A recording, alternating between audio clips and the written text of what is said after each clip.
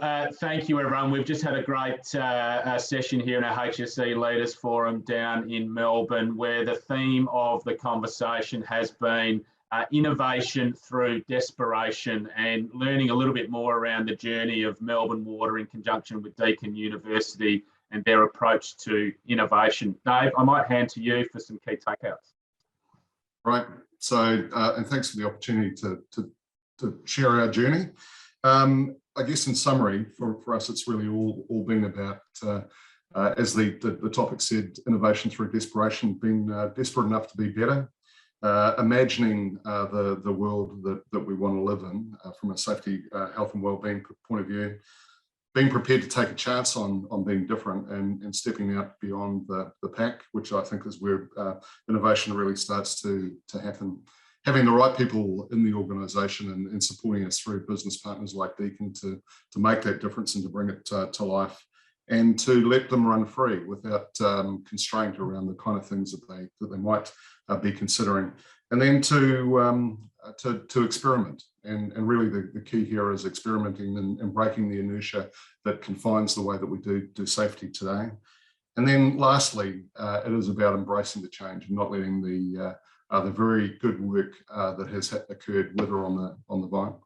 Just want to give you a few examples, I suppose, of what we've talked about. So some of the innovative programs have been around using virtual reality to improve our design review process, and then the partnership projects we've done with Deakin University, which has been amazing. And then a few different things that really improve what it's like to be an employee and a contractor in Melbourne Water, and how we make things easier to do for our people. And that involves things like automation of administrative processes and things like that, and using video and animation to make documents a little bit more engaging than they had been in the past.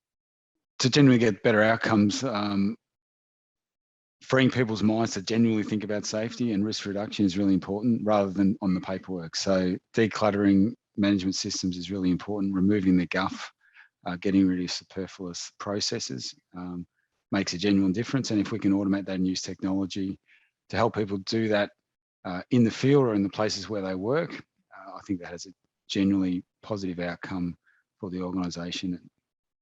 And engaging with people in different ways is really important as well. So thinking about people in the whole of their life rather than just the work life, engaging with their family and the things that have interests outside of work really gets them more tuned in, I think, to the message and builds a community of advocates within your organisation.